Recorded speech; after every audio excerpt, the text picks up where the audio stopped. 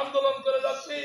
এই আন্দোলনের নেতৃত্বে আছে আমাদের সেই শিক্ষক জনাব আব্দুল আজিজ আজিজ স্যার, যার নেতৃত্বে বাংলাদেশের শিক্ষক সমাজ ঐক্যবদ্ধ। আমাদের স্কুল কলেজ মাদ্রাসার সমস্ত ইসলাম নিতে হবে। আমাদের শিক্ষক সমাজ আমাদের 3 দিন আগে ঢাকায় ছিলেন।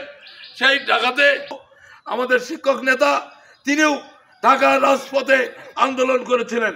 আজকে আমাদের 20% মেনে না নেবেন ততক্ষণ দিলেন 20%, সবার দাবি 20%, শিক্ষক সমাজের দাবি 20%, দাবি 20%, সবার দাবি 20%, শিক্ষক সমাজের দাবি 20%।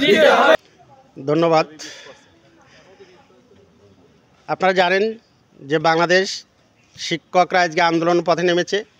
সারা বাংলাদেশে শিক্ষকদের ন্যায্য অধিকার আদায়ের জন্য আজকে পথে এবং স্কুল শ্রেণীকক্ষ বর্জন করে তারা ঢাকাসহ তারা আন্দোলন চালিয়ে যাচ্ছে। তারা রুটি রুজির সন্ধানে আজকে তাদের বৈষম্যমূলক আচরণ দূরীকরণের জন্য আন্দোলন চালিয়ে যাচ্ছে। আমরা যতক্ষণ না পর্যন্ত আমাদের এই আন্দোলন আমাদের দাবি আদায় না হবে ততক্ষণ পর্যন্ত আমরা মাঠে ময়দানে থাকবো, ক্লাসরুমে ফিরে যাব না। আমাদের এক দফা এক দাবি, আমাদের 20% বাড়ি ভাড়া, 1500 টাকা মেডিকেল ভাতা এবং কর্মচারীদের 75% উৎসব ভাতা। এটা আমাদের মাননীয় অর্থ উপদেষ্টার কাছে আমাদের দাবি, আমাদের সরকারের কাছে দাবি। এই দাবি যতদিন আমাদের পূরণ হবে ততদিন আমাদের কর্মবিরতি চলবে। শিক্ষা প্রতিষ্ঠানে আমাদের কোনো ক্লাস হবে না। আমরা রাজপথ থেকে আমরা আর ঘরে ফিরবো না, এটাই আমাদের দাবি। বেসরকারি শিক্ষকদের নিয়ে যে বৈষম্য শুরু হয়েছে সেই বৈষম্যের প্রতি আমরা সবাই একাট্টা।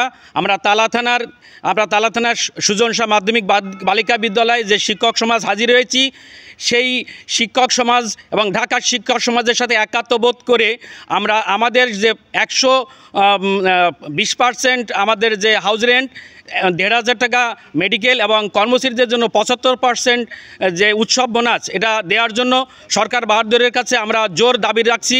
এবং এটা দ্রুত মেনে নিয়ে, যেহেতু সামনে বার্ষিক পরীক্ষা, নির্বাচনী পরীক্ষা, এটা দ্রুত মেনে নিয়ে আমাদের শিক্ষকদের ক্লাসে ফেরত দেন, সে অভিভাবক ব্যক্ত করে আমি শেষ করছি।